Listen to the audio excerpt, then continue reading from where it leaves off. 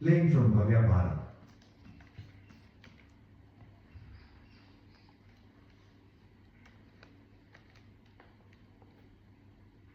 इस संदर्भ में जो कथा प्राप्त होती है वह भगवान की अतिशय वत्सलता की कथा है।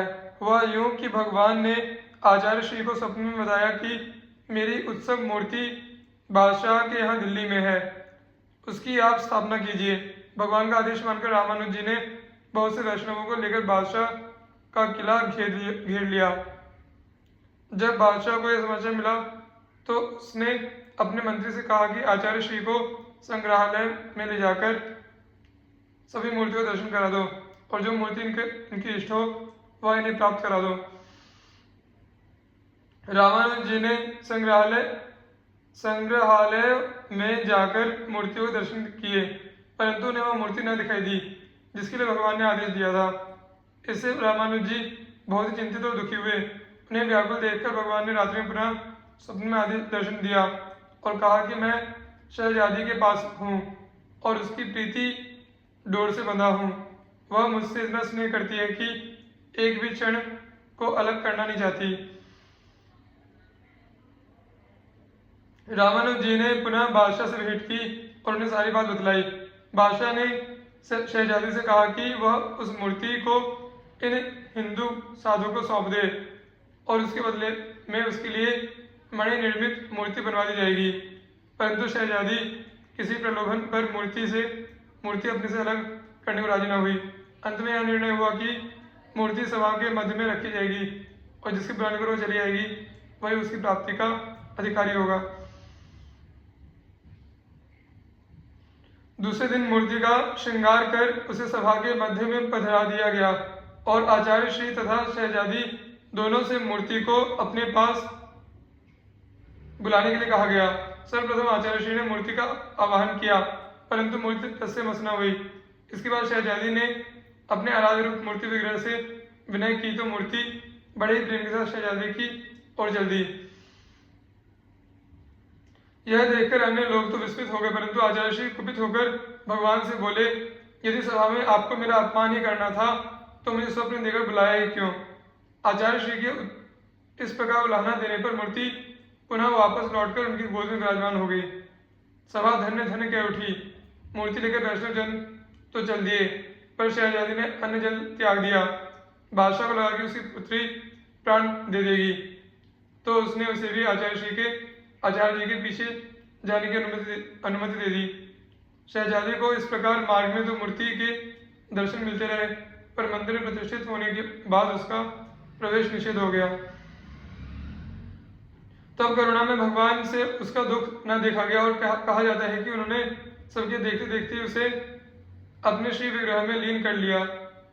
शहजादी के अतिशय प्रेम के प्रतीक रूप में आज भी उसकी एक स्वर्ण प्रतिमा भगवान के समीप विद्यमान है। कुछ समय पश्चात आचार्य श्री रामानुज श्रीरंगम चले आए।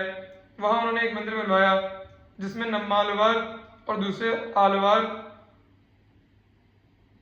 संतों की प्रतिमाएं स्थापित की गई और उनके नाम से कई उत्सव जारी किए।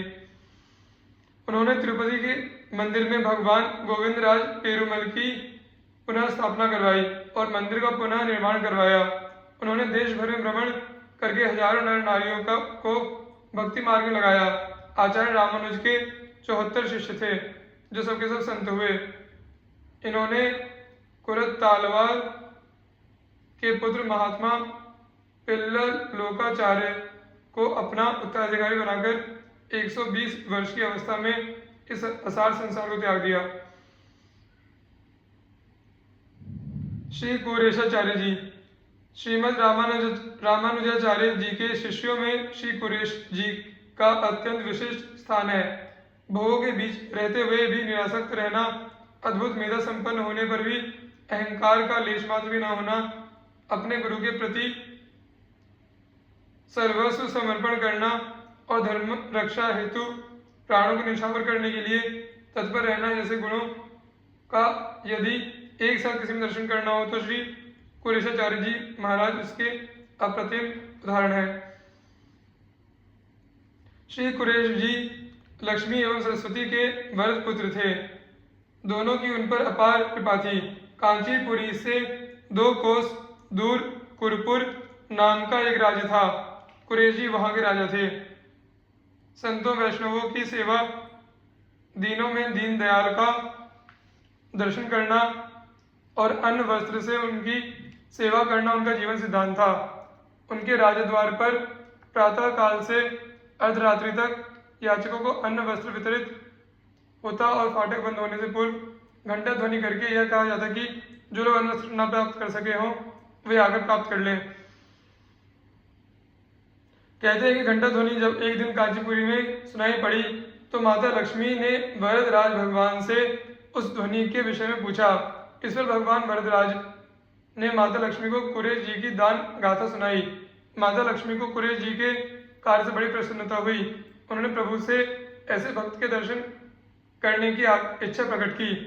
भगवान वरदराज ने अपने पुजारी श्री कांचीपूर्ण जी को कुरैश जी को लाने की आज्ञा दी। भगवान वरदराज की आज्ञा और माता लक्ष्मी की इच्छा सुनकर कुरैश जी आनंद मग्न हो गए।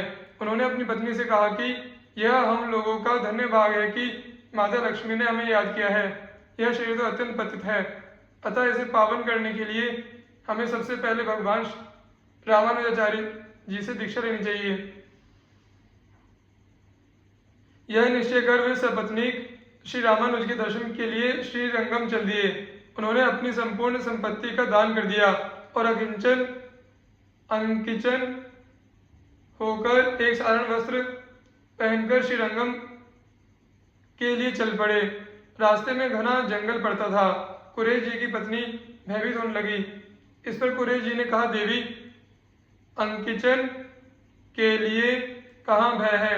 लगता है तुम्हारे पास कुछ धन है, इसीलिए तुम भयभीत हो। कुरैश जी की पत्नी ने एक स्वर्ण मुद्रा अपने पास छिपा रखी थी। उन्होंने उसे फेंक दिया और इस प्रकार सर्वस्व त्याग कर कुरैश दंपति आचार्य रामानुज की शरण में पहुंच गए। फिर श्री रामानुज जी ने इन्हें नारायण मंत्र की दीक्षा दी और वहीं रहने की व्यवस्था कर दी। अब कुरैश दंपति का जीवन नए प्रकार का हो गया था। जो कल राजा के रूप में महादानी थे, वही अब भिक्षा करके भोजन करते थे। एक दिन अतिवृष्टि के कारण ये भिक्षार्थ नहीं जा सके और भूखे ही भगवत स्मरण करते रहे। उनकी पत्नी ने पति को भोजन कराना अपना धर्म समझकर भगवान से प्रार्थना की। तुरंत ही भगवान के भोग का थाल लेकर पुजारी जी वहां आ गए। वस्तुतः घटघट वासी प्रभु ने स्वयं ही पुजारी के अंतःकरण में इस बात की प्रेरणा दी थी। भगवत प्रसाद का थाल देखकर कुरैश जी के मन में आश्चर्य मिश्रित आनंद हुआ। उन्होंने अपनी पत्नी से पूछा कि यह थाल कैसे आया। इस पर पत्नी ने कहा, नाथ, मैंने अपनी पत्नी धर्म का निर्वाह करने के लिए प्रभु से याचना की थी। इस पर कुरैश जी ने उन्हें समझाया कि इस प्रकार बार बार भगवान को कष्ट देना उचित नहीं है। किंवदंती है कि उस भगवत प्रसाद के प्रभाव से कुरैश जी को 2 पुत्र रत्नों की प्राप्ति हुई। दोनों ही पुत्र सर्वगुण संपन्न और भगवत भक्त थे। श्री रामानुज जी ने बड़े का नाम पराशर भट्ट और छोटे का श्री राम नाम रखा। एक बार की बात है, सर्वज्ञ भट्ट नामक एक दिग्विजयी पंडित अपने शास्त्र ज्ञान के अहंकार में श्रीरंगपुरी आए और वहां के विद्वानों को शास्त्रार्थ की चुनौती दी। पराशर भट्ट उस समय बालक थे। वे धूल में खेल रहे थे। अचानक उन्होंने एक अंजलि धूल उठाई और दिग्विजयी पंडित के पास जाकर कहा, पंडित जी, मेरी अंजलि में धूल के कितने कण हैं? पंडित जी कुछ भी उत्तर न दे सके और हक्के बक्के रह गए। इस पर बालक पराशर ने कहा, जब इतना भी नहीं जानते तो अपना नाम सर्वज्ञ क्यों रखा है? दिग्विजयी पंडित बालक पराशर के चरणों में गिर गए और अहंकार शून्य होकर बोले, आप मेरे गुरु हैं।